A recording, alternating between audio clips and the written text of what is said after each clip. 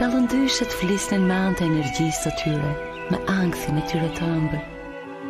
Sigurisht që një ditë do t'i ktheshin përsëri livadeve të stolisura dhe liqeneve të vogla me kandra.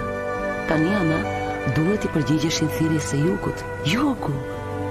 Ato kishin mall për prekjen e zjarrt të diellit jugor e për një puhis të lehtë të aromës së vërtet jugore. Thuaj se gjaku ju vlonte në tingujt e një muzike që ai s'mund ta kuptonte, por gaboheshin. Edhe ai vetë ndjente një dëshirë të brendshme, të pakontrollueshme, për të udhëtuar gjatë dhe larg. Një udhëtim me një anije të vogël tregtare, nga Konstantinopoli në ishujt grek dhe prej andej në detin Adriatik, brigjet e të cilit shpaloseshin në një atmosferë qilibari, trëndafili dhe jodhjoje. Ai e imagjinoi veten duke hyrë duke dalë qindra herë në përport, duke fjetur në një tempull të freskët,